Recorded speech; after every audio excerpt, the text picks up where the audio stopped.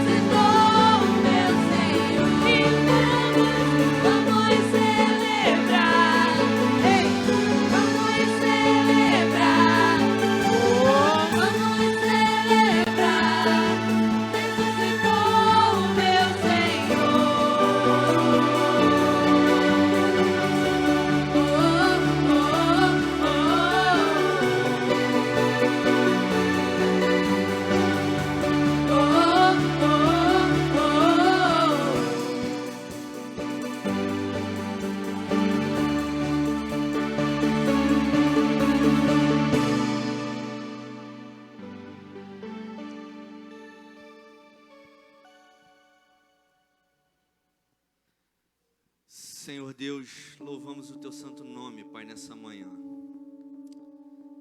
Muito obrigado, Pai, porque o Senhor, em tempos tão difíceis, tem nos mantido saudáveis, com vida, com os pulmões cheios de ar, para cantar e engrandecer o Teu santo nome, Pai.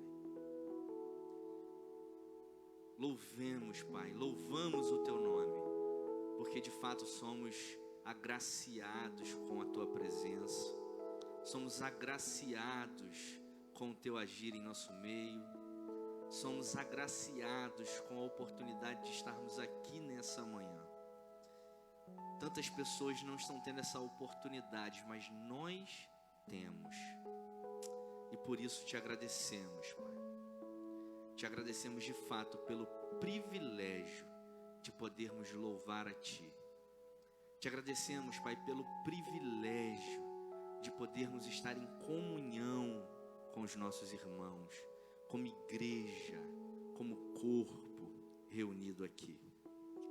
Mas queremos, Pai, também estender essa oração para todos os cristãos que não podem realizar um momento como esse de culto a Ti.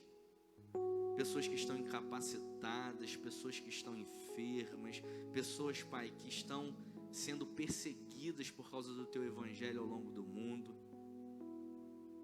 Clamamos, Pai, que o Teu Espírito Santo esteja lá com elas nesse tempo. E que elas possam se sentir também abraçadas, como eu tenho a certeza que nós também sentiremos aqui neste culto.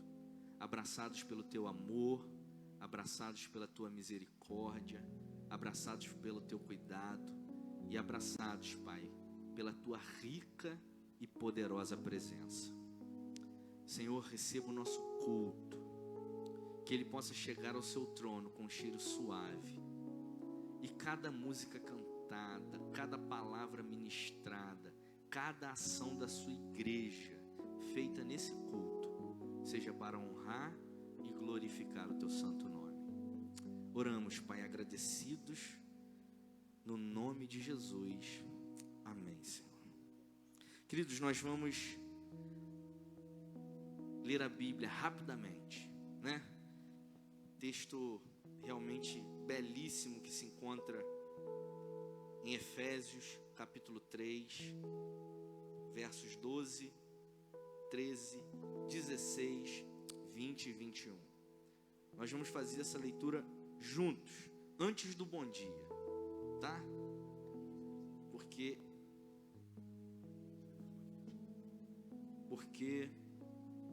eu acho que é muito bom iniciarmos lendo a palavra do Senhor. Vamos fazer isso juntos nesse momento?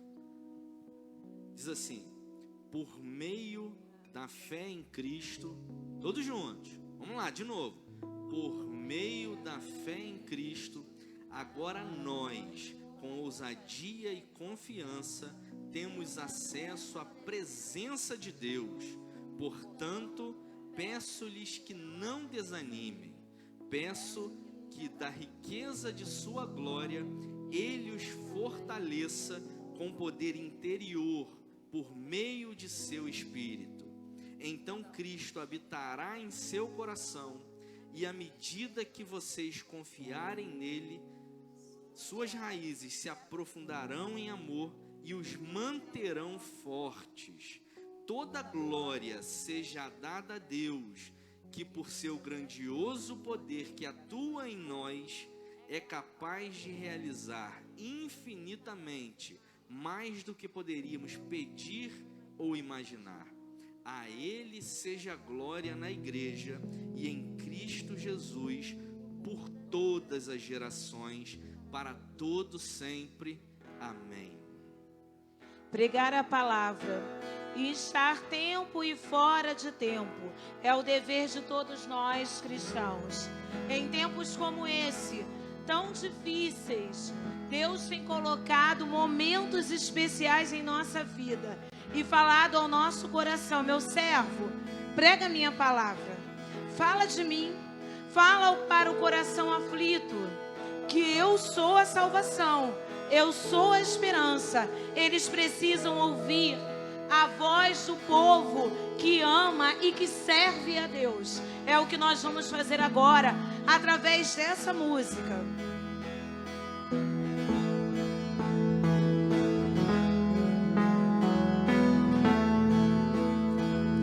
Ouço o som de um povo que vive o amor. Um povo comprado e remido pelo Salvador. Um povo que leva com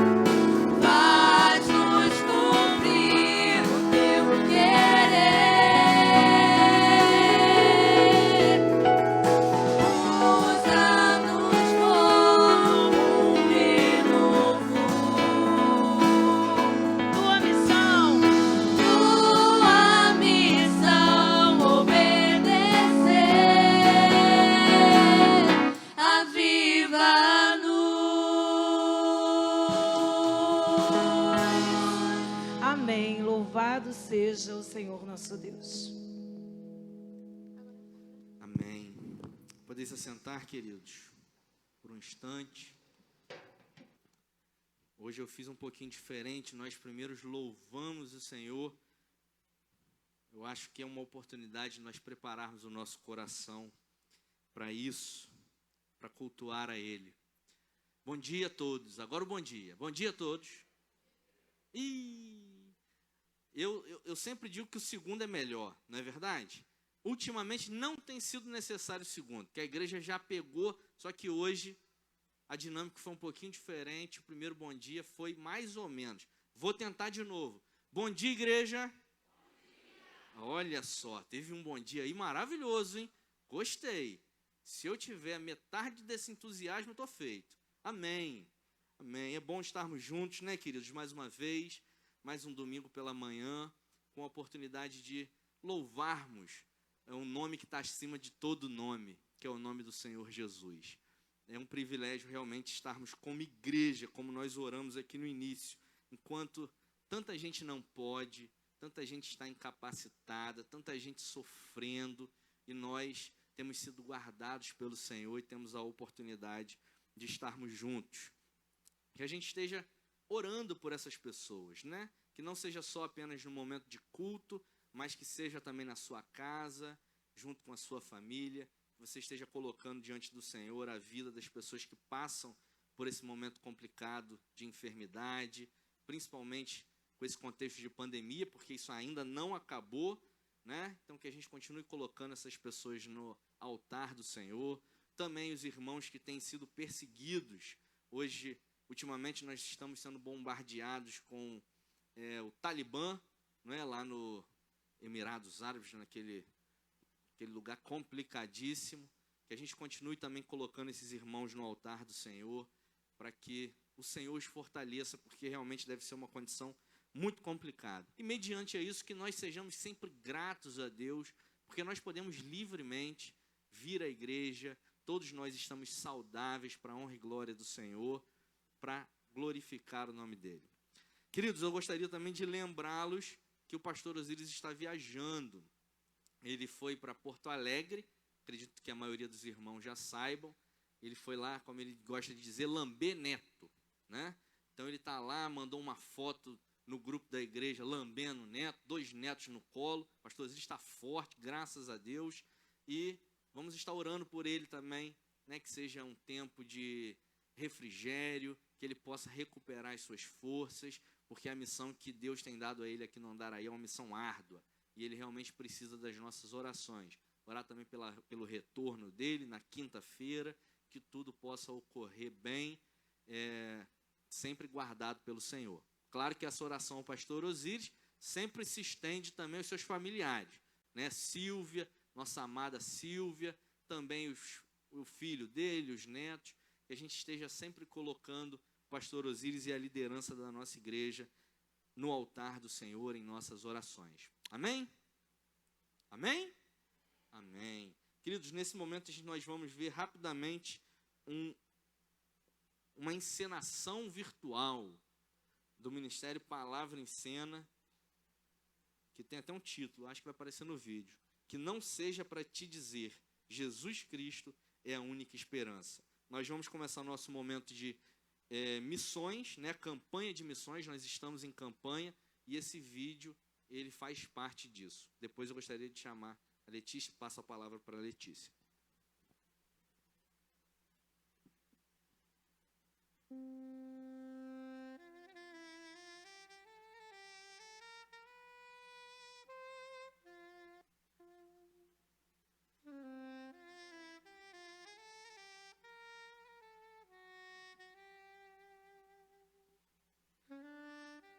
Quantas palavras eu ainda terei que falar para você?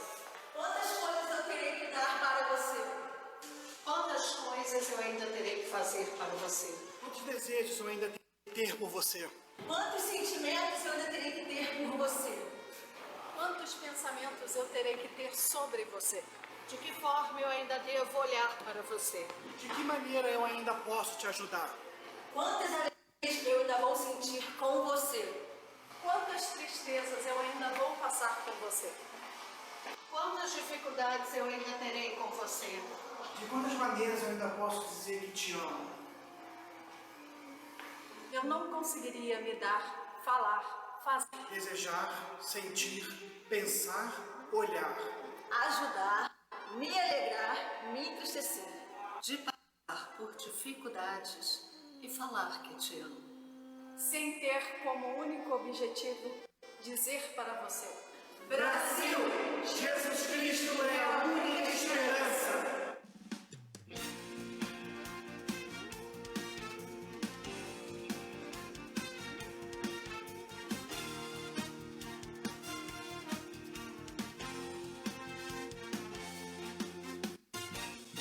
Ergue-se um clamor na nação, em busca de solução, da resposta certa que traga a todos.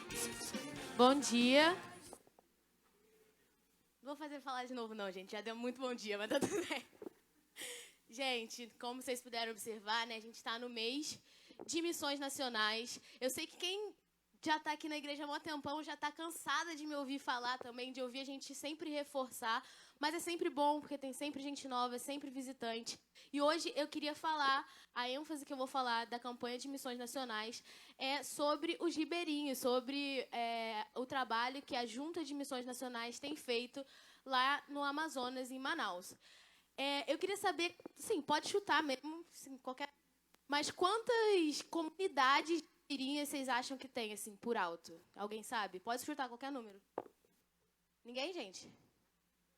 Mais de 50, com certeza. Mais alguém? 100? Um pouquinho mais, acho, assim. Último lance.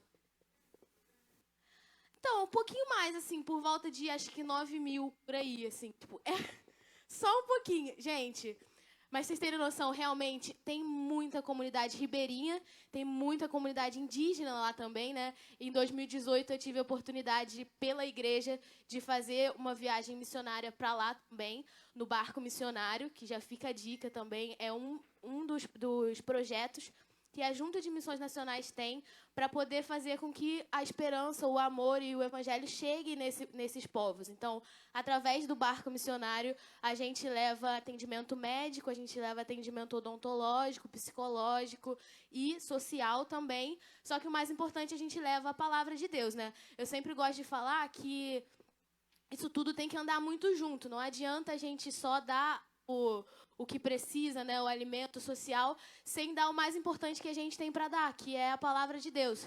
E também não adianta a gente chegar lá falando que Jesus ama o irmãozinho, o irmão está com fome e a gente não fazer nada. E a gente sabe que aqui na igreja, a igreja também enviou agora o nosso missionário, o Jackson, para o programa Radical, que é outro programa que a Junta de Missões Nacionais tem, que consiste em, basicamente, a pessoa fica uns 2 anos vivendo como o povo que a pessoa foi. Por exemplo, ele está no Amazonas, então ele vai estar no Radical Amazonas e está vivendo lá com os ribeirinhos, está inserido na cultura deles totalmente. Mas a gente tem Radical Cristolândia, daí você vai ficar 2 anos com o projeto Cristolândia, tem Radical Surdos, daí você fica uns 2 ou 4 anos, se quiser prolongar, no Radical Surdo. Enfim, a gente tem vários radicais que depois a gente pode também falar um pouquinho mais sobre, mas hoje eu queria que a gente ouvisse um pouco o que o Jackson tem para falar pra gente. Ele enviou um vídeo especialmente pra gente, eu queria que o pessoal soltasse aí, por favor.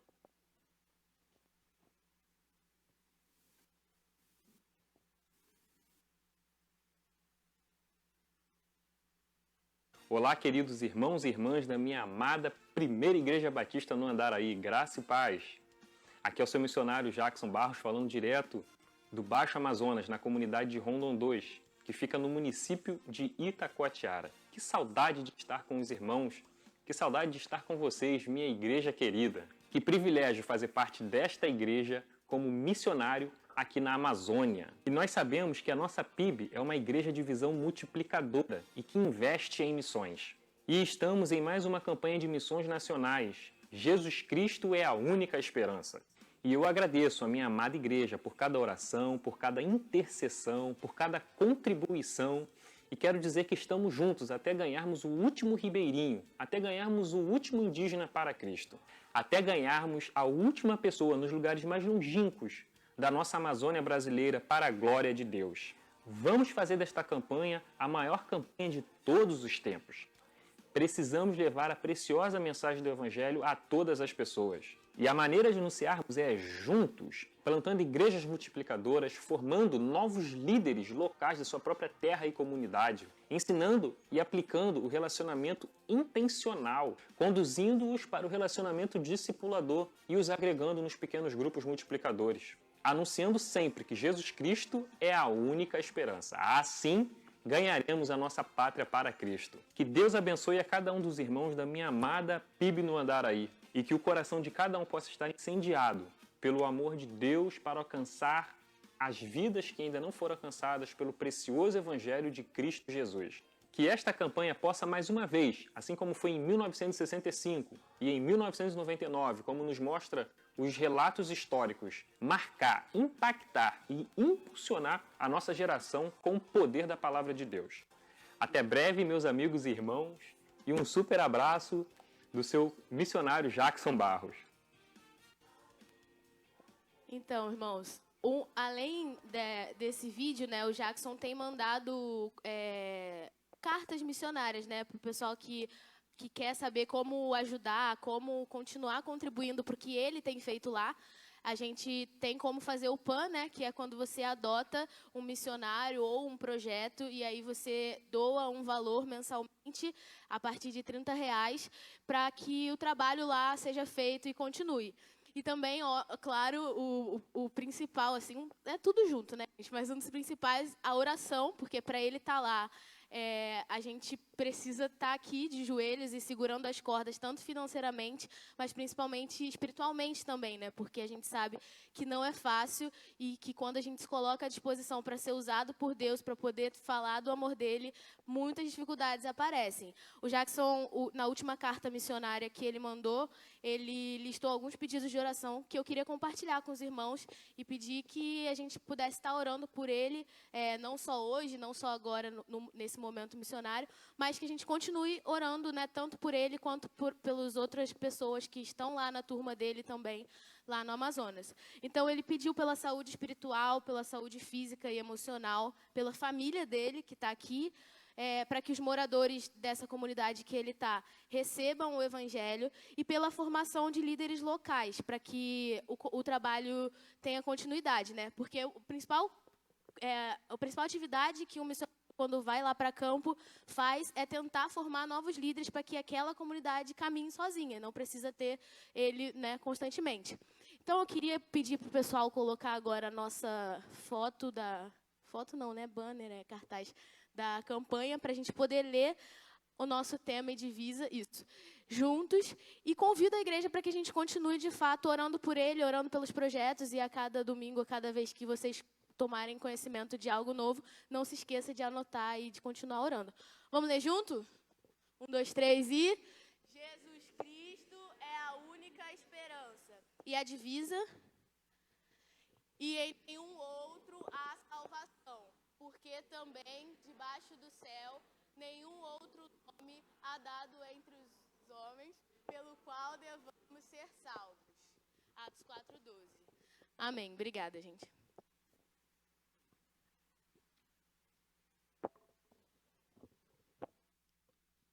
Amém, queridos. Muito bom. Nós somos cristãos, não é verdade? Acima de tudo, nós somos discípulos de Cristo. Mas, aqui na terra, servimos a Cristo através dessa denominação, que é a Batista, né? Então, todos nós somos também batistas. E se tem uma ação que nós batistas fazemos e tem que nos orgulhar, é a nossa visão missionária. Eu desconheço uma outra denominação que faça um trabalho missionário em nível Rio de Janeiro, nacional e até mundiais, mais do que os batistas. É louvável todos os serviços que nós temos feito em prol do Evangelho, em prol do Reino de Deus, e isso só é possível por causa dessas campanhas, né? Por causa da oferta dos irmãos, por causa da oração dos irmãos, por causa de missionários que se levantam, como o Jackson, que acabou de falar aqui pra gente. Então, Deus tem usado os batistas do Brasil para abençoar Andaraí, Rio de Janeiro, Brasil e mundão afora. E nós somos responsáveis dessa missão. Somos responsáveis e somos também fruto de tudo isso, né? Quando vemos o Jackson lá com os povos ribeirinhos, nós temos que nos sentir parte, porque somos parte. Então vamos estar orando por ele, vamos continuar contribuindo com as missões nacionais, para que o Evangelho se propague, né, por toda a nação e também por toda a terra. Vamos ficar de pé nesse momento. Nós vamos participar de um momento muito importante de amor ao reino de Deus, que é um momento de consagração de vidas, dízimos e ofertas. Você que trouxe seu dízimo, sua oferta para a campanha, sua oferta para o PPP, para o PPG, esse é o tempo de fazer isso. E enquanto estivermos cantando, você que o trouxe, é só colocar ali no gasofilácio. Vamos abrir o coração e louvar ao Senhor como verdadeiros adoradores nesse momento.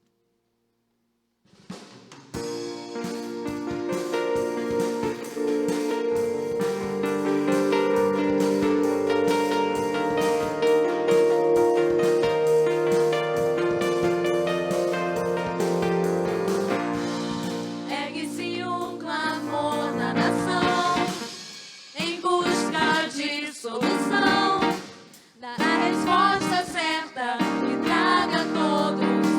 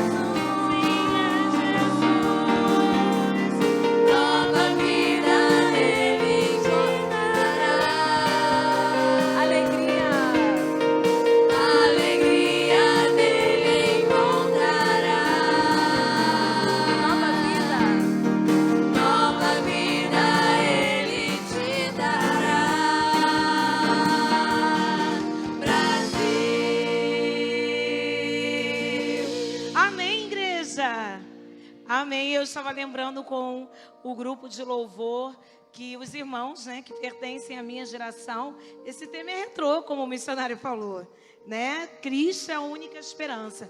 Quem era jovenzinho, né, na década de 90, viu as maravilhas do Senhor como Ele atua até hoje. Foi o ano nessa campanha, onde a nossa denominação batista deu um boom.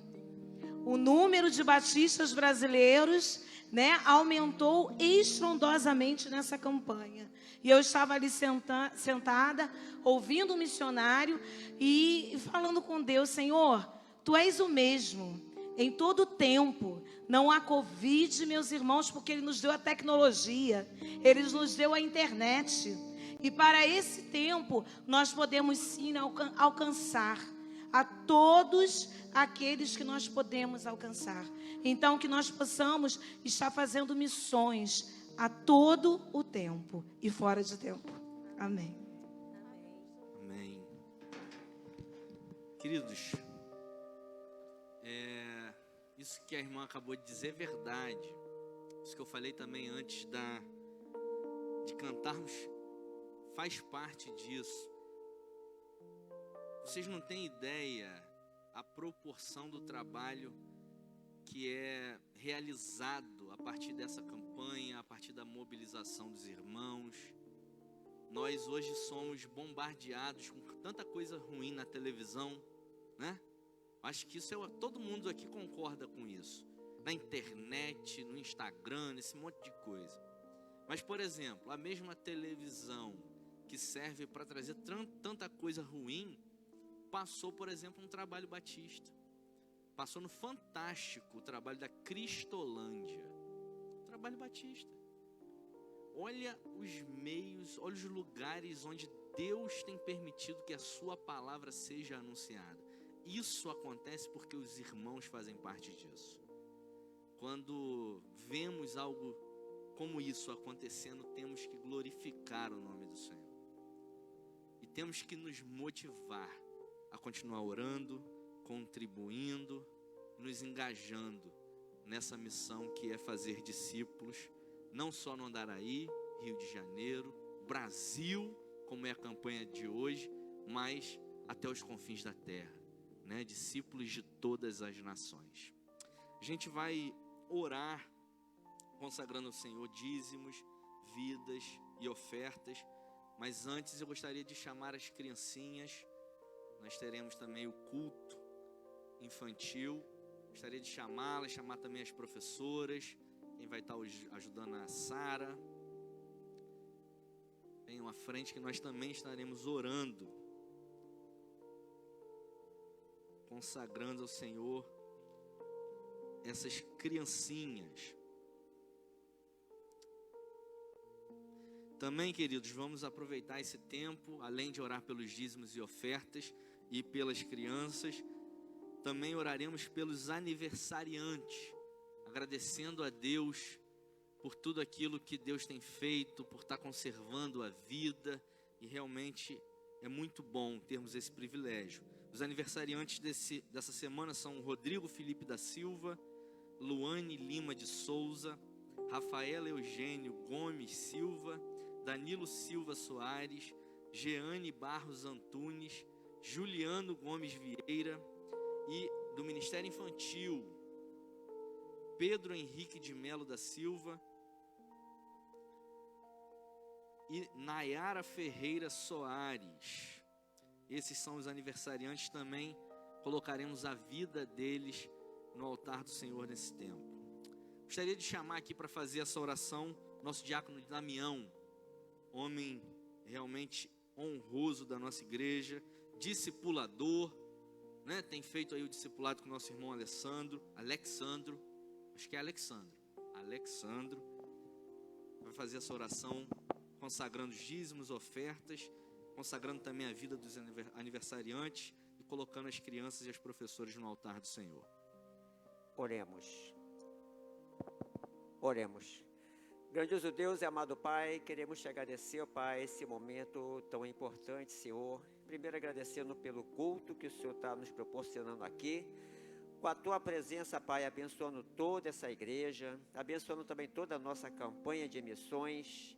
E agora, Pai, nós pedimos pelos nossos aniversariantes. Guarda cada vida aqui, ó Senhor, aniversário de casamento, aniversário pelos anos de vida que o Senhor nos tem dado, com muita paz e com muita saúde. Por isso nós te louvamos, te glorificamos e também te agradecemos, em nome do seu Filho Jesus Cristo. Amém.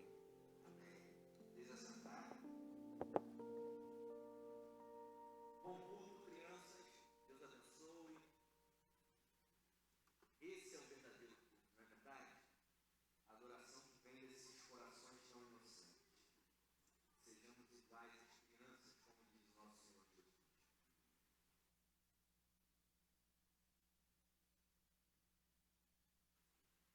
Queridos,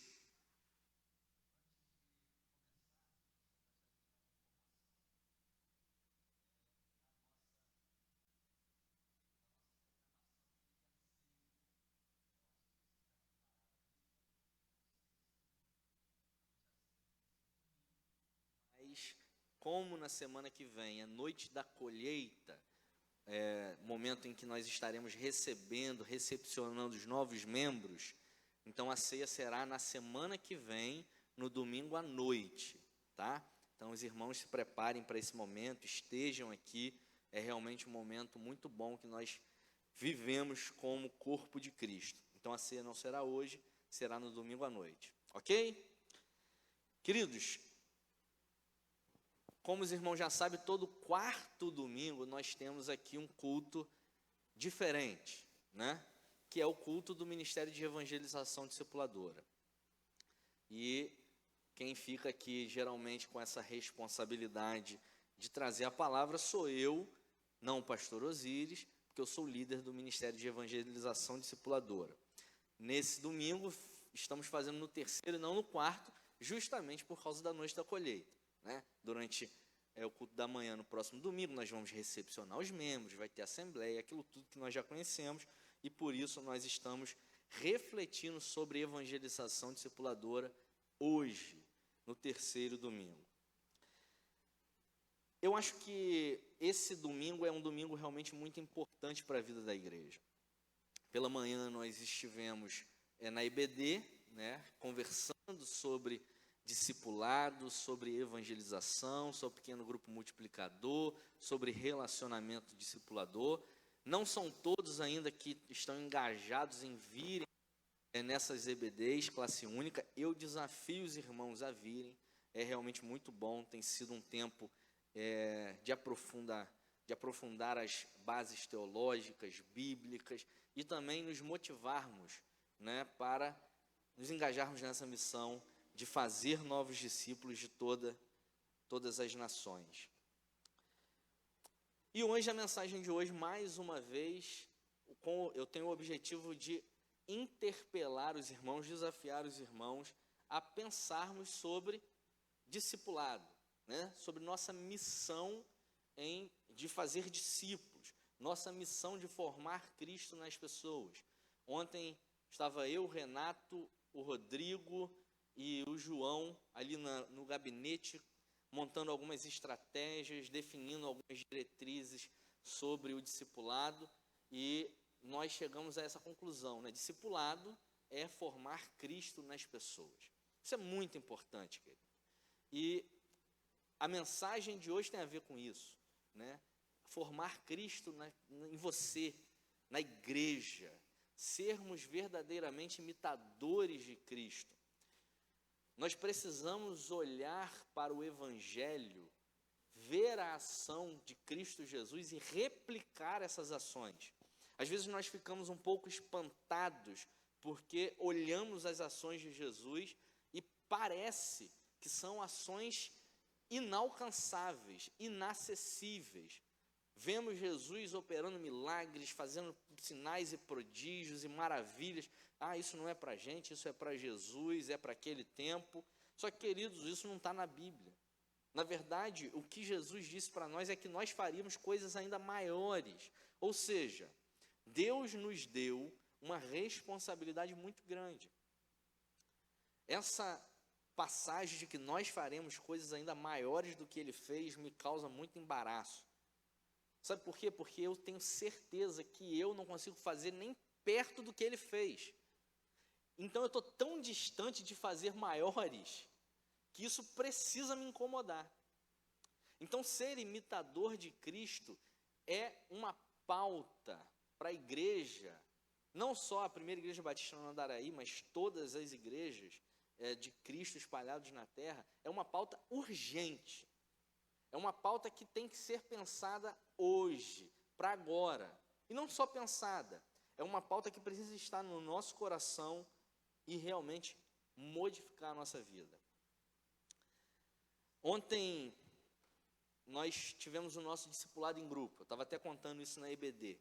Eu, Rodrigo, Jonatas, Léo, Renato Ormon e João. Esqueci de alguém? Não, né? Falei todo mundo. Nós estamos testando um novo discipulado na igreja, que é o discipulado em grupo. É um protótipo. Por que estamos fazendo esse teste? Por causa de uma realidade clara. A seara é grande, poucos são os trabalhadores. Nós temos muita gente para ser discipulada e pouca gente para discipular. Como a gente, então, não está conseguindo fazer o discipulado 1 a 1 acontecer, nós vamos, em paralelo, estamos tentando montar um discipulado em grupo. Claro que isso não veio da nossa cabeça, tá, gente? Isso é bíblico também. Jesus fez um discipulado em grupo, não fez? Com os seus discípulos. Andava com 12, depois ele pegava 3 e ia orar, depois ele pegava 2 e ia orar, depois pegava Pedro e João e conversava. Então, o discipulado em grupo, ele é real, ele é bíblico e ele resolve uma questão problemática que é o problema da nossa agenda, né? Temos muitos afazeres. E nós acabamos o nosso discipulado ontem, 11h30 da noite, e saímos. Nós fomos lá no Shopping Guatemi. Fechamos o shopping. O pessoal lá da praça de alimentação apagou tudo e a gente estava lá. Olha que loucura. Nesse naipe, encontramos até o Antônio e a Carlinha lá. Tudo apagado, povo limpando e a gente lá. Orando, no meio do shopping escuro, uma coisa de louco. Olha só, crente é maluco mesmo, né? E aí, quando nós íamos embora, nós sentamos no carro. O Rodrigo, um bom motorista, ia levar o João em casa, depois ia me levar em casa. E no estacionamento mesmo, nós três refletimos sobre uma coisa que me impactou. Nós três falamos o seguinte: isso que nós estamos vivendo aqui, não vivemos antes. Quem falou isso foi o João. E aí, quando ele falou, o Rodrigo falou: pô, nem eu. E aí eu falei: eu também não. Queridos, isso tem que trazer uma mensagem no nosso coração. Preste atenção, eu estou falando de pessoas que já estão na caminhada cristã há um bom tempo. Eu vou fazer 28 anos, tenho 28 anos de caminhada cristã. Há 28 anos eu vou para a igreja. Eu nasci, não foi na igreja, foi no hospital.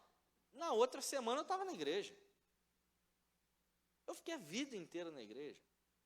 Recebi chamado pastoral. Vim para o Rio, estudei no seminário. Fiquei 4 anos estudando teologia. Consagrado pastor desde 2018. Já vou para o 4º ano. Nunca fui discipulado.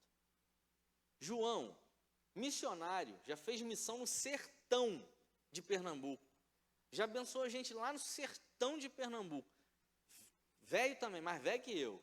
Eu sou mais novinho. Dá para ver, né? Dá para reparar. Olhar para o Rodrigo e para o João, se todo mundo sabe que eu sou mais novinho. Pele tá... Não é, Rodrigo? Não é não? Rodrigo, inclusive, falou ontem que está precisando fazer exercício. Falei, todo mundo está vendo, Rodrigo. Não é só você que percebeu isso, não. Todos nós falamos, né? O negócio está feio. Mas nós, Rodrigo, um pouco mais velho que eu, seminarista da nossa igreja, estudando teologia, vocacionado, crente desde que nasceu também, os pais, berço cristão, também chegou à conclusão que nunca foi discipulado.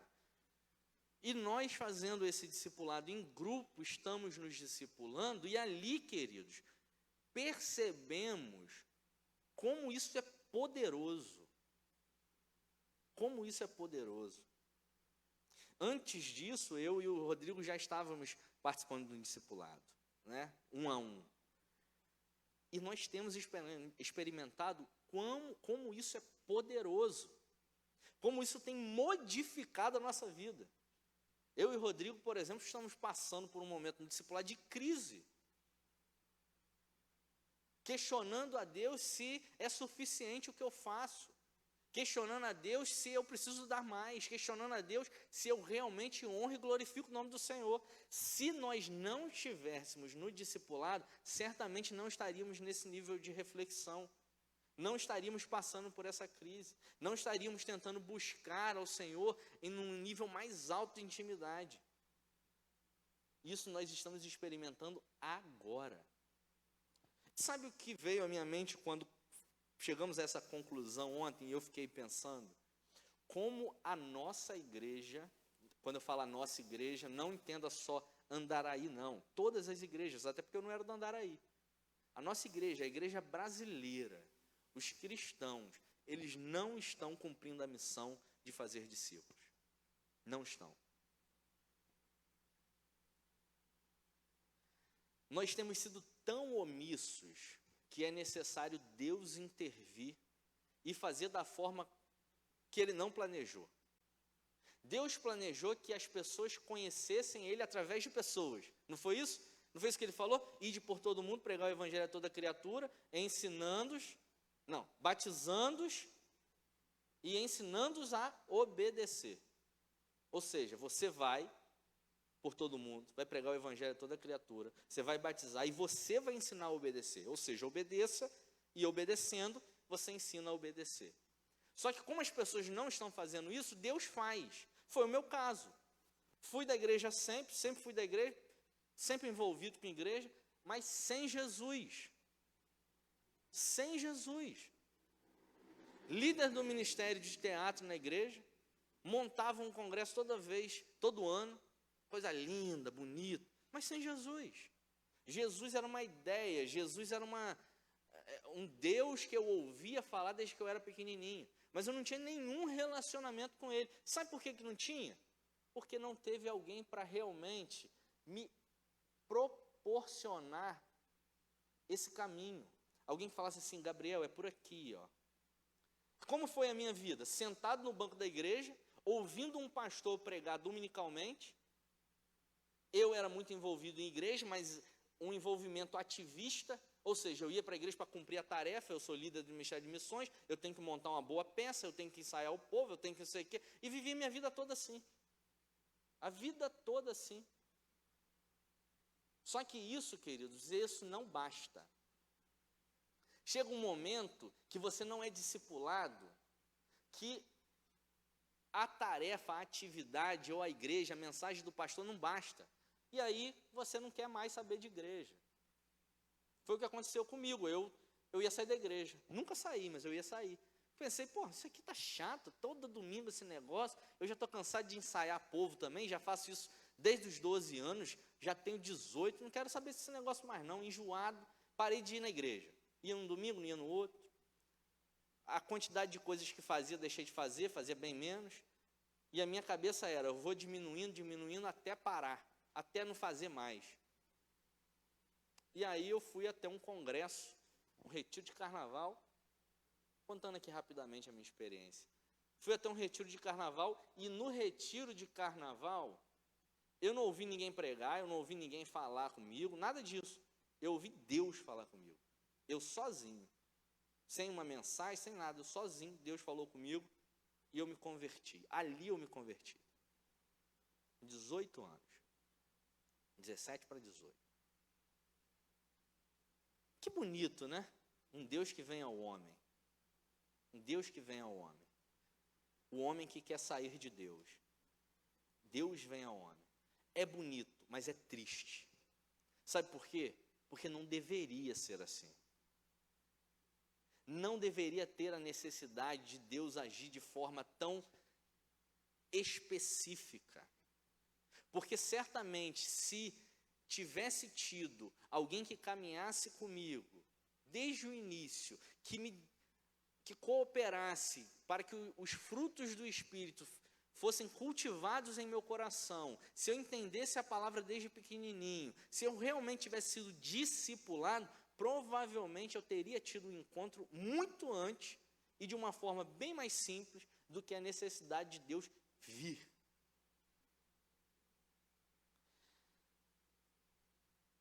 E a minha conversão foi assim, justamente porque não está acontecendo de outra forma na igreja brasileira. Como os cristãos não estão fazendo, Deus mesmo faz. Se vocês não pregarem, as pedras clamarão. Será assim, querido. Falo isso sempre.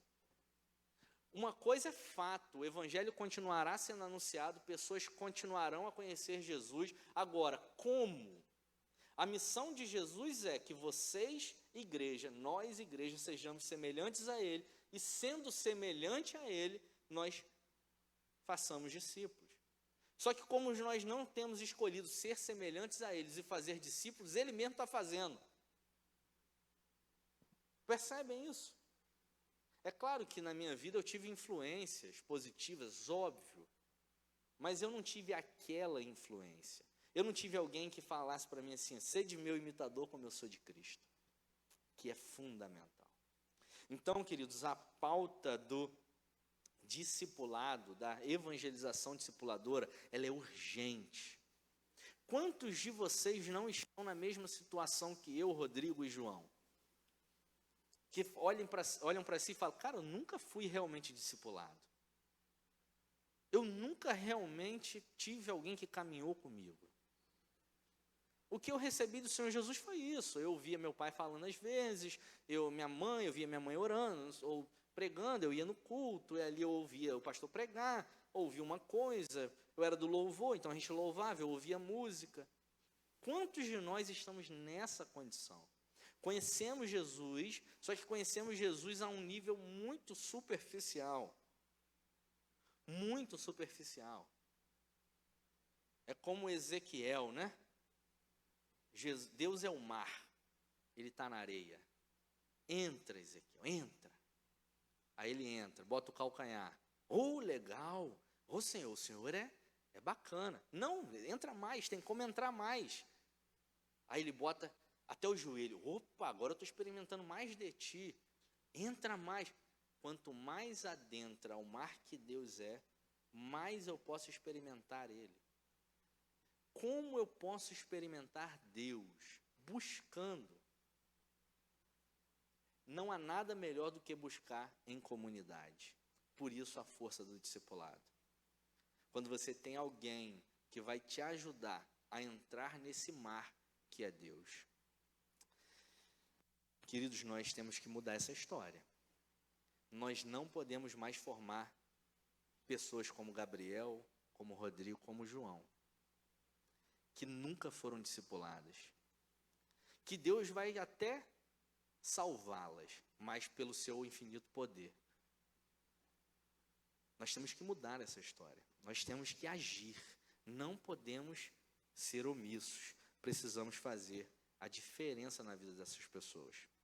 E aí, rapidamente, eu gostaria de pensar num texto, muito rapidamente, que é Mateus capítulo 9, verso 35 a 38.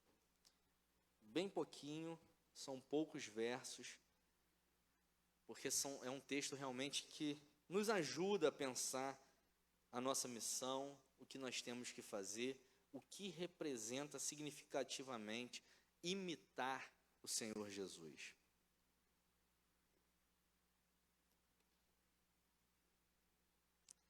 Mateus capítulo 9, verso 35 a 38. Verso 35 diz assim: Jesus ia passando por todas as cidades e povoados, ensinando nas sinagogas, pregando as boas novas do reino e curando todas as enfermidades e doenças. Jesus ia passando, repito, Jesus ia passando por todas as cidades e povoados, ensinando nas sinagogas, pregando as boas novas do reino e curando todas as enfermidades e doenças. Qual era a ação de Jesus aqui? A primazia, a primeira ação, era curar doenças? Era pregar o evangelho? Era anunciar as boas novas? Não. Aqui tem uma primeira ação. Jesus ia. Jesus ia. Queridos, quão importante é essa primeira ação? Às vezes a gente para olhar esse texto e valoriza as ações que são as consequências. Nós valorizamos as boas novas que são anunciadas, nós valorizamos as curas que são feitas, nós valorizamos os enfermos que são restaurados, mas esquecemos que, na verdade, tudo isso nada mais é que consequência da primeira ação.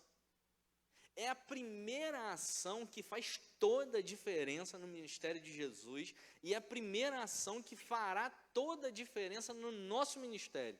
Que ação é essa? Ir. Ir. Qual é a primeira palavra na grande comissão? Que é a missão de todo cristão. Qual é a primeira palavra? Ide. Ele não fala nada antes, ele diz, ide, vá. Sabe por que nós não estamos experimentando a cura de enfermos? A conversão de pessoas que não conhecem Jesus? O anúncio e a transformação através das boas novas? Porque nós não fazemos a primeira ação. Enquanto nós não praticarmos a primeira ação, que é ir, nós jamais experimentaremos a consequência do ir. Jamais.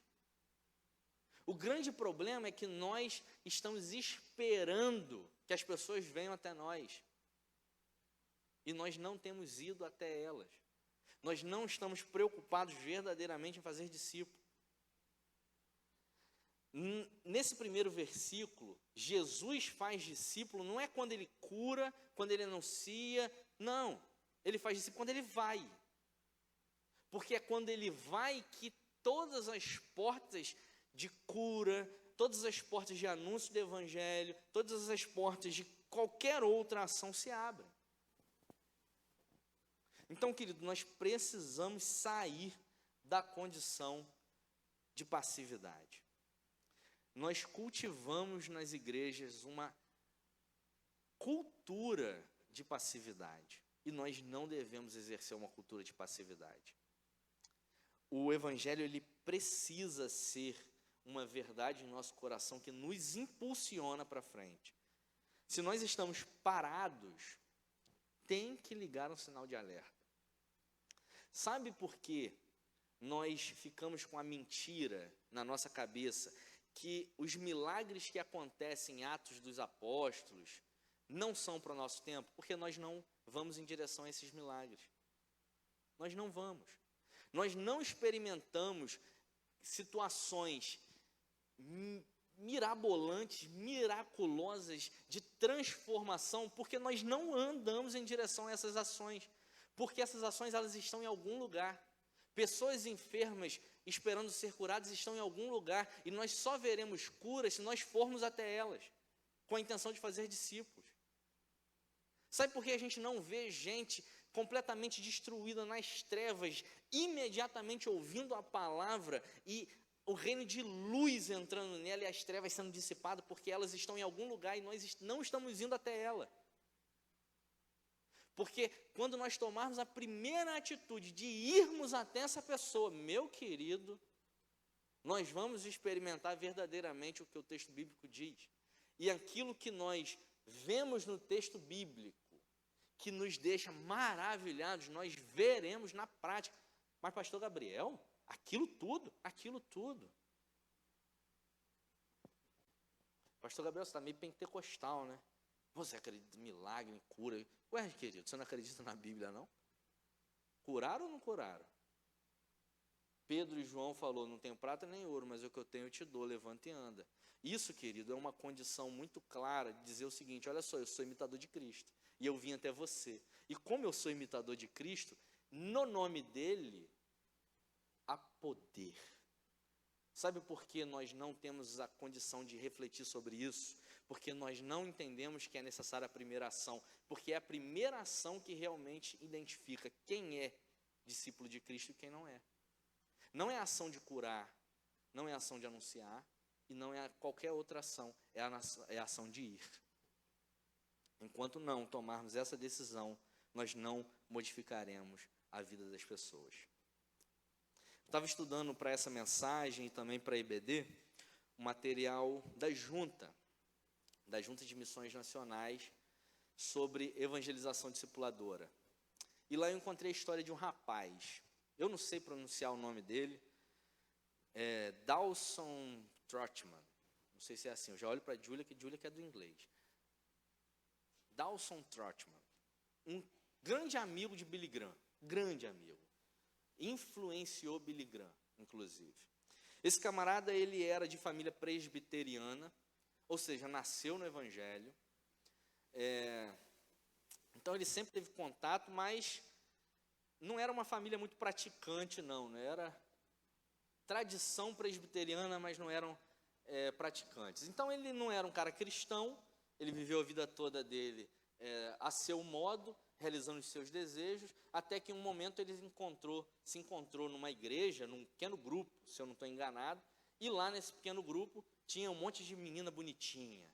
E ele, garotão, falou, opa, agora eu vou arrasar. O cara esperto, ele falou assim, no segundo encontro eu vou decorar um monte de texto bíblico, eu vou chegar na reunião, eu vou arrebentar a boca do balão. Essas meninas vão falar assim, esse rapaz é fantástico, e vão querer me namorar. A ideia dele era essa. Ele fez isso. Foi para casa, pegou a Bíblia, que não pegava um tempão, começou a ler. Decorar 10 versículos. Ai, ele parou de pensar nas meninas. Ele pensou assim, meu Deus, isso aqui faz uma lógica. Que negócio impressionante. Se converteu. Novinho, sem conhecimento teológico, sem conhecimento bíblico, inexperiente. Parou por aí? Começou a frequentar a igreja? Nada disso. Claro, começou a frequentar a igreja. Mas só isso? Não. Ele que começou o trabalho de formação de discípulos. Ele trabalhava num posto de gasolina e ele começou a discipular pessoas. Ele nem sabia o que era aquilo ainda. Mas ele falou, eu recebi, agora eu vou dar. E ele começou a ensinar. Ele começou a ensinar as pessoas. E ele começou a se engajar tanto que ele foi aperfeiçoado pelo Senhor Jesus. Ele foi transformado ao ponto de uma vez chegar um camarada lá, um tal de Les, estou contando a história aqui rapidamente, e ele fala, cara, eu quero conhecer Jesus. E aí um pessoal indicou o Trotman. Tem um cara, o Trotman, não sei se é esse o nome dele, esse cara vai poder te apresentar Jesus. E esse Les, ele era um cara que trabalhava na marinha. E aí ele começou a ouvir o evangelho nas bocas do Trotman, e aí ele começou a ser aperfeiçoado, discipulado, percebe? Ele começou a ser aperfeiçoado, esse Les começou a discipular outras pessoas na marinha, e essas pessoas começaram a se converter ao evangelho, e elas iam sendo discipuladas, um pregando para o outro. Só que chegou um tempo em que o Trotman deu carona a um cara assim muito rústico, falava palavrão, falava bobagem, e ele olhou para o cara, ele lembrou que aquele cara era um dos caras que ele tinha discipulado muito anteriormente. Discipulado não, pregado o evangelho a ele. E aí ele criou uma chave, olha só, não é necessário, não basta apenas anunciar o evangelho, é necessário acompanhar as pessoas que aceitam esse evangelho. Sabe por quê? Porque eu preguei o evangelho para esse cara se converteu, aceitou a boa nova de salvação, porém, não teve uma mudança significativa na vida, continuava falando palavrão, continuava tendo atitudes que não condiziam com o caráter de Cristo. Então, além de anunciar o evangelho, é necessário formar Cristo nas pessoas. Então, Trotman, ele fundou um ministério em que ele fazia esse trabalho de discipulado, de acompanhamento, de aperfeiçoamento de Cristo na pessoa. E ele se tornou, pelo que eu li, o principal expoente da América do Norte no trabalho do discipulado. Foi ele que começou a promover isso. Eu não esqueci o nome do ministério, navegador, alguma coisa. Eu li assim muito rapidamente e aquilo me impressionou. Queridos, e alguns pontos da história dele me chamaram muita atenção. Muita atenção. E tem um primeiro ponto, uma frase que ele fala, que tem tudo a ver com esse primeiro verso. Ele diz o seguinte: emoção não é substituto para a ação. Ou seja, conhecer Jesus, ter aquele momento íntimo com Ele, né? Como eu tive lá na minha conversão, isso não basta. Isso não é tudo. Tem mais alguma coisa. Qual é a coisa? Ação, né? Ir. Então a emoção não substitui a ação. É necessário agir. É necessário alguma coisa a mais. É necessário fazer. Aí ele diz o seguinte: mas a ação, presta atenção nisso, a ação não substitui a intenção. Ou seja, é importante ter o encontro com Cristo. É importante ir, mas é importante ir como? De alguma forma específica. Não é o que eu estou convidando vocês aqui como igreja, queridos, não é um ativismo. Pô, você tem que ir para você ver cura, porque você tem que ir. Se você for, você vai ver. Não, é se você for com a intenção correta. Se você vai com a intenção de formar Cristo nas pessoas, se você vai, não porque está tentando satisfazer o seu ego, mas porque você matou o seu ego e tem, na verdade, Cristo como precioso para si, aí sim você vai ver as coisas acontecerem. Então não é vai porque tem que ir, não. É vai porque essa é a missão. Eu conheci Jesus, nesse encontro com Jesus, o meu eu morreu, não vivo mais para mim, mas vivo para completar o ministério que recebi do Senhor Jesus. E aí, neste lugar de intenção, eu vou experimentar coisas maravilhosas, coisas que realmente nós não imaginamos que podem acontecer. Segundo, verso 36. Ao ver as multidões, teve compaixão delas, porque estavam aflitas e desamparadas, como ovelhas sem pastor. Esse verso também me chamou muita atenção. Sabe por quê? Porque, teoricamente, vamos ser realistas aqui. Teoricamente, nós temos pastor, não temos? O meu pastor, nesse momento, pastor Osíris. Ele é responsável por cuidar da igreja, né? Agora, Osíris não consegue pastorear todo mundo. Nós temos que ser sinceros. Não consegue. Por causa disso, muita gente fica desamparada, sem pastor. Aqui no Andaraí, tá? Eu estou falando aqui no Andaraí. Muita gente fica desamparada, sem pastor. Aflitas e desamparados, né? Como ovelhas sem pastor. Como nós podemos resolver isso, pastor Gabriel? Simples, sendo pastor. Você está dizendo que eu tenho que ir para o seminário? Que eu tenho que estudar teologia? Que eu vou ter que, meu Deus, consagrado no ministério pastoral? Não, eu estou dizendo que esse trabalho de cuidar de outro irmão, de se ajudar mutuamente, de ser suporte em amor, não é do pastor Osíris apenas, é nosso. E nós temos que exercer na vida do outro o ministério pastoral. Temos que cuidar, temos que formar Cristo em outra pessoa. Pastor Osiris, ele está aqui para nos instruir a fazer isso. Ele está aqui para nos preparar para fazer isso, mas quem vai fazer isso somos nós. Enquanto nós não perdermos a mentalidade que o pastor da igreja é quem faz tudo, é responsabilidade do pastor Osiris pastorear, eu só tenho que receber, meu amigo, a história da igreja brasileira não vai mudar.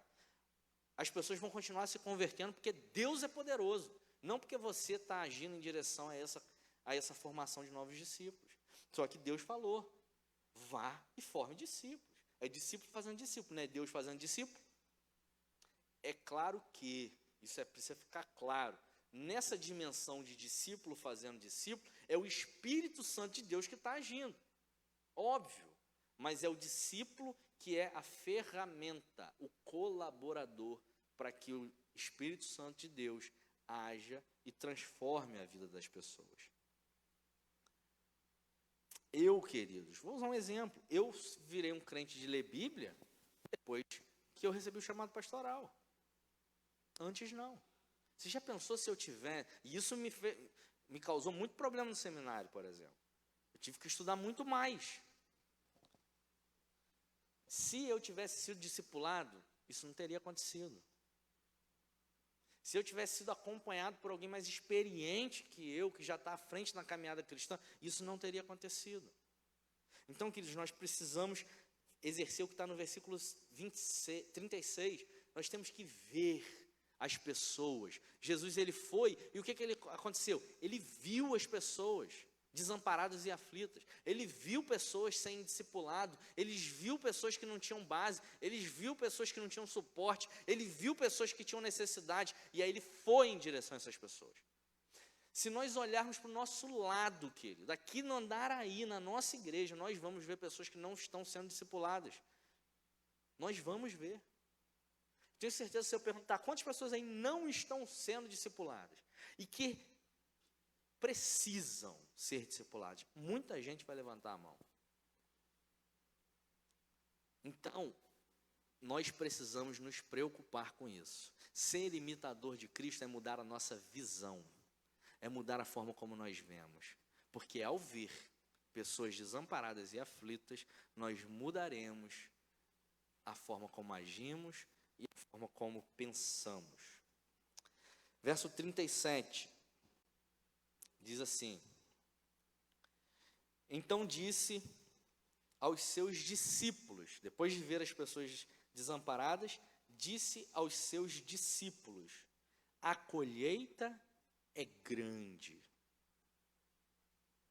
mas os trabalhadores são poucos. A colheita é grande, mas os trabalhadores são poucos.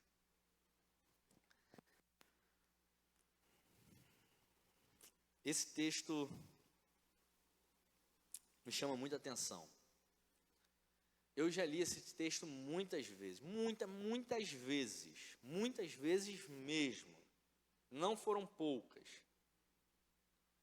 Agora, dessa vez eu olhei de uma forma diferente. Às vezes a gente acha que o problema, ele está na falta de trabalhadores. Esse texto dá a entender isso, né? Ele indica isso. A colheita é maior do que a quantidade de trabalhadores. Só que lendo esse texto dessa vez e olhando para a realidade da igreja brasileira, eu percebi que o problema não é só a falta de trabalhadores. O problema está maior. Sabe por quê? Porque quando nós olhamos genuinamente para esses trabalhadores, nós também percebemos que eles são trabalhadores que não estão preparados para a colheita. Eu e o Renato estávamos conversando sobre isso. Nós fizemos a experiência de fazer algumas perguntas simples sobre o Evangelho para irmãos que estão na igreja, querido. Há muito tempo. Perguntas simples. Você tem certeza da sua salvação? Você sabe o que é ser salvo no Senhor Jesus? Você sabe o que implica? Perguntas simples. Você sabe o que implica em relação à responsabilidade nessa salvação, e pessoas que estão na igreja há muito tempo, pessoas que até mesmo estão ativamente trabalhando em um ministério, elas não sabem responder.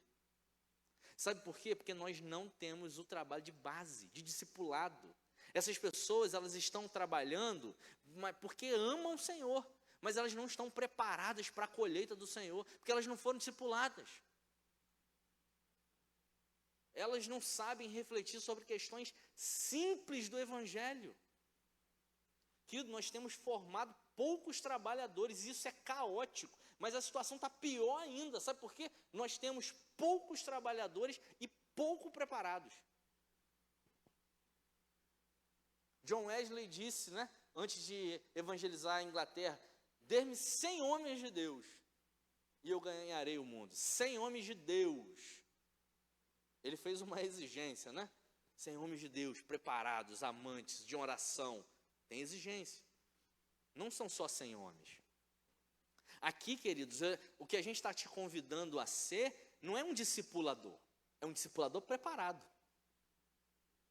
Porque não é só estar à disposição, é estar à disposição e preparado para ser moldado ao caráter de Cristo. Nós temos um problema muito grande como igreja. Estamos defasados.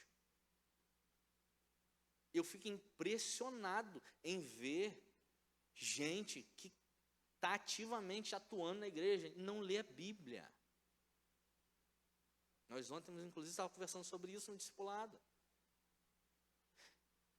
Gente que ministra sobre a vida de alguém, mas não lê a Bíblia. Não ora. Como isso, queridos? Ou seja, o problema da igreja brasileira não é só porque está faltando trabalhador, não. Está faltando trabalhador que se entregou completamente por essa missão, que vive por essa missão, que é transformado por essa missão. M. Bounds, no livrinho que a gente até comentou ontem no discipulado, O Poder da Oração, ele fala uma coisa: Deus não procura métodos aperfeiçoados, Ele procura homens aperfeiçoados. Olha que interessante, Deus não procura homens, Ele procura homens aperfeiçoados. Ou seja, não basta ser trabalhador, tem que ser trabalhador que é aperfeiçoado, está sendo aperfeiçoado pelo Senhor Jesus. Como isso é possível, querido? Discipulado. Ontem estávamos no nosso discipulado falando, e aí, a gente lê a Bíblia, você lê a Bíblia, como é que está a sua leitura da Bíblia, como está a sua oração? Olha como isso é importante. E nós ouvimos testemunho. Cara, eu não li a Bíblia um tempão, agora estou sendo discipulado, eu estou lendo. Estou tendo ainda minhas dificuldades, às vezes eu falho, às vezes em algum dia eu acabo não lendo, mas eu estou lendo. E melhor, olha isso, preste atenção nisso, querido. Não só estou lendo, mas como também minha esposa começou a ler. Meu filho olha para mim e fala: papai está orando, papai está lendo a Bíblia, papai está... Eu vou querer ler essa Bíblia também. Queridos, pessoas aperfeiçoadas automaticamente gera pessoas aperfeiçoadas.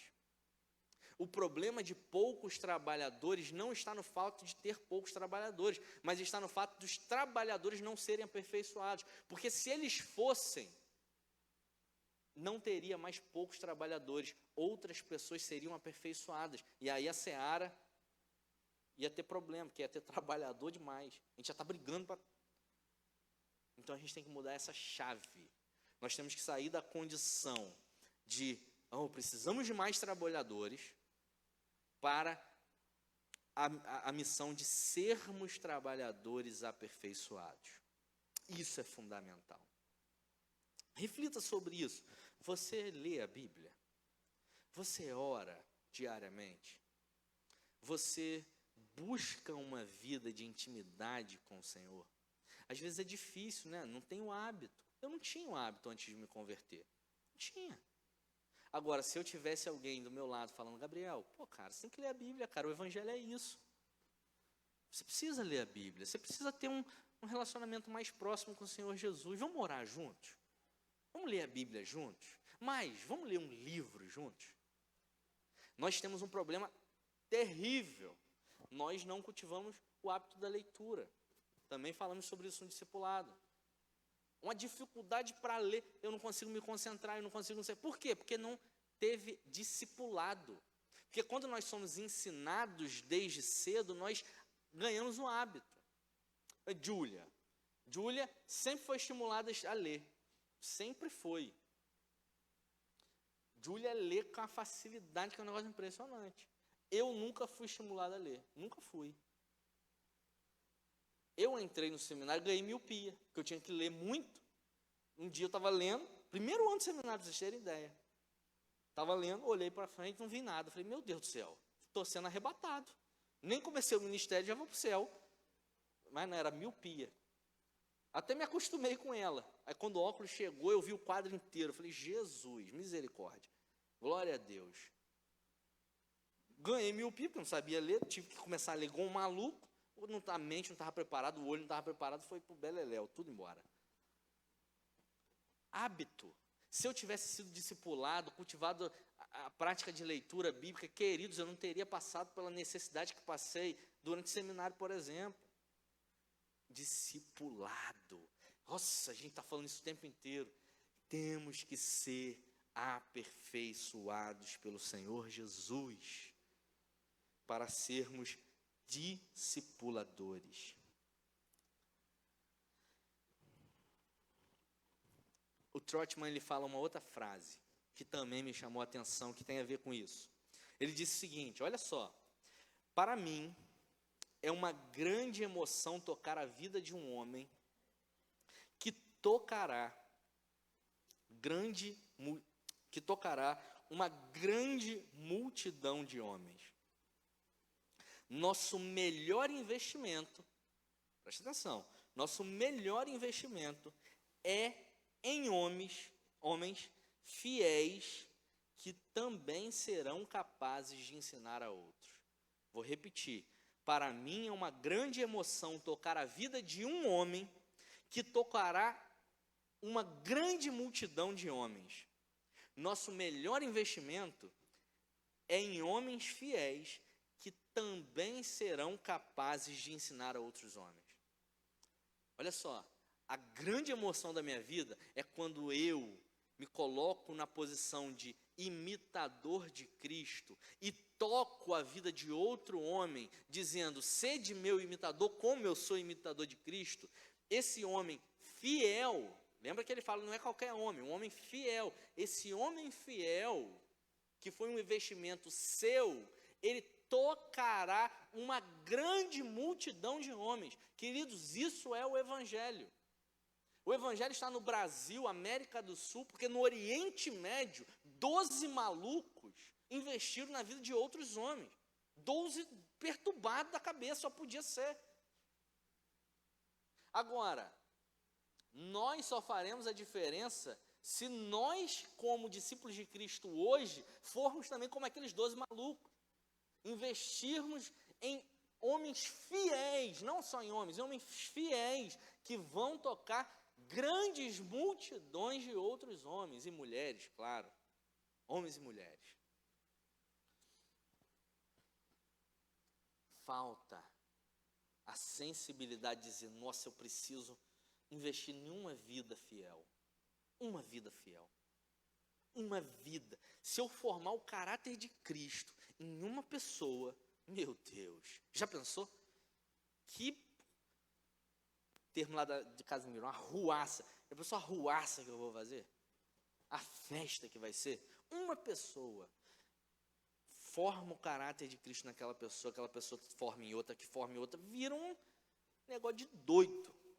Agora, é necessário esse primeiro investimento. E nós somos responsáveis por esse primeiro investimento. E por fim, para encerrarmos, verso 38, que diz assim, peçam, pois, ao Senhor da colheita que envie trabalhadores para a sua colheita. Queridos, aqui tem uma dimensão importante e é com essa dimensão que eu encerro. Deus não procura pessoas que são executores de tarefas. não me entendam dessa forma, por favor. Não entenda que eu estou aqui clamando para que você tenha que cumprir a tarefa de se encontrar com alguém uma vez na semana e ali orar com ela, e ali ler a Bíblia com ela, e aí você vai para casa e fala, cumprir a minha tarefa que o pastor pediu. Não é isso. Qual é a orientação do verso 38? Ore. Orar parece uma ação tão antitarefa, não parece? Mas só orar? Sentar num quarto quietinho, não vou fazer nada, só falar com Deus. Mas Deus não é Ele que está mandando eu ir, por que eu tenho que ir falar com Ele para Ele? Não parece um negócio maluco? Olha só, Deus está mandando eu ir, né? Cumprir um negócio. Aí eu tenho que ir até Deus, que está mandando eu ir, para pedir a Ele que faça alguma coisa. Então por que Ele não faz logo tudo? Sabe por quê? Porque a oração não é para mais trabalhadores chegarem. Oração é para moldar o seu caráter. Quando você ora pedindo trabalhadores, você não está orando para pedir mais trabalhadores, você está orando para realmente ser um trabalhador eficaz. Quando você chega, Senhor, mande mais trabalhadores para a seara, você não está se preocupando realmente, o que está acontecendo não é Deus movendo outras pessoas para vir, é Deus movendo você para ser o novo trabalhador. Porque se você não orava pedindo mais trabalhador, e agora a hora é mais um trabalhador eficaz na obra do reino. E aí esse trabalhador eficaz vai discipular um outro trabalhador, e vai falar, ore por mais trabalhadores, e ele também vai orar por mais trabalhadores, e não chegou mais trabalhadores? É mais um trabalhador eficaz para o reino. A multiplicação de trabalhadores não é um ato milagroso de Deus, não. É o aperfeiçoamento de caráter de pessoas que buscam a Ele e querem genuinamente cumprir a missão do Evangelho. Ou seja, ore por mais trabalhadores cultive em você o caráter de Cristo. Seja você o visionário que vai investir em uma pessoa, que vai investir numa outra grande multidão de pessoas.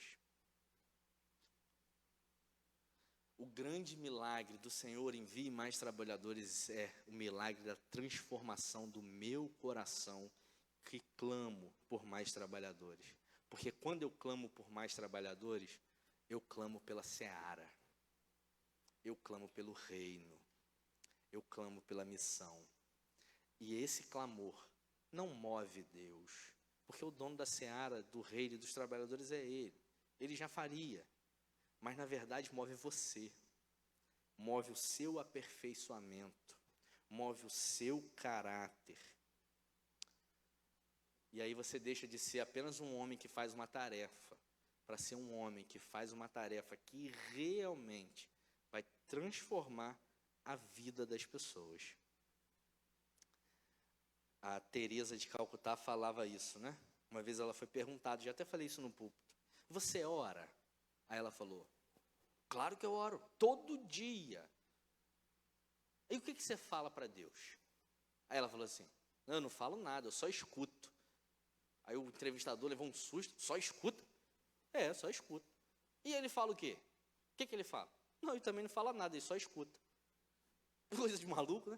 O que ela está querendo dizer? Quando eu oro, não é para pedir nada. Não é porque eu tenho uma necessidade, eu tenho que pedir algo para Deus. Ou não é Deus pedindo algo para mim também, não. Porque o que Ele tem para pedir, já pediu. O que eu tenho que fazer, Ele já deu. Quando eu oro, eu me aperfeiçoo. É relacionamento. É aperfeiçoamento. É homem falho, pecador, inadequado, impróprio, cheio de mazela, virando um homem aperfeiçoado, cheio do Espírito Santo, movido por Deus, transformando pessoas. Senhor, mande mais trabalhadores. E aí o Senhor deve pensar, para já, acabei de levantar mais um. E aí esse um vai discipular o Douglas.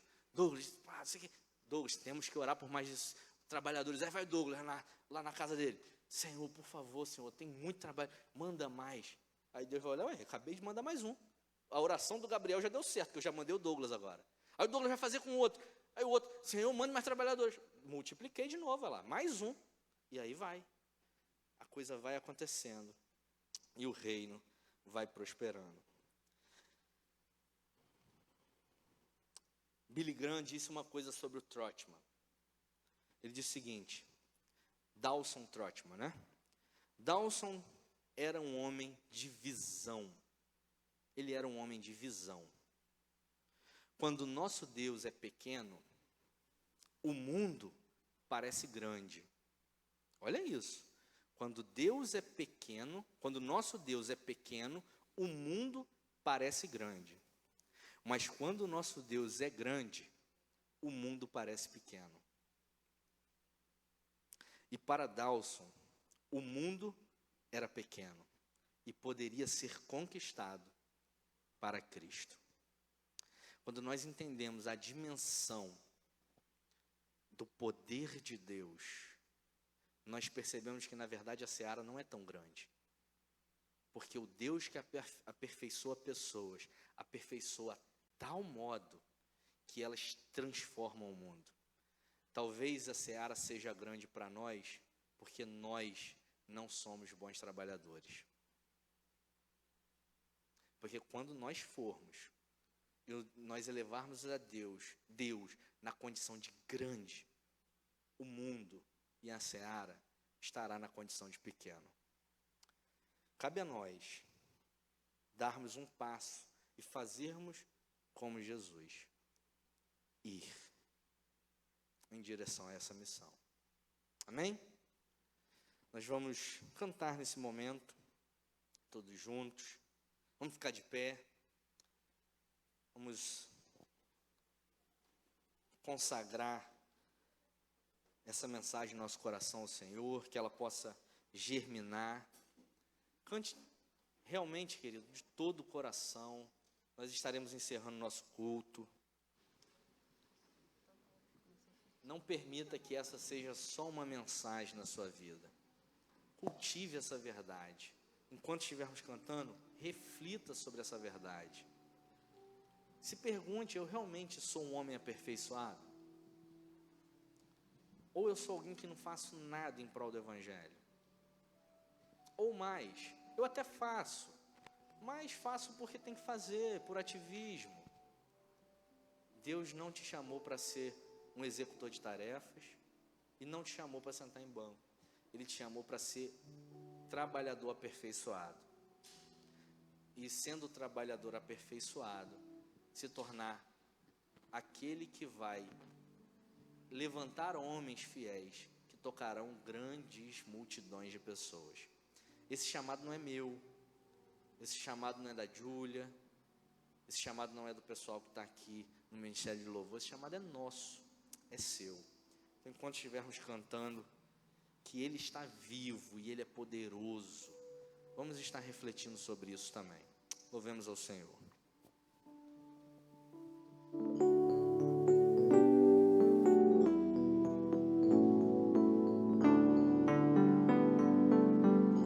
Deus enviou Jesus, seu Filho, e seu amor perdão nos dá.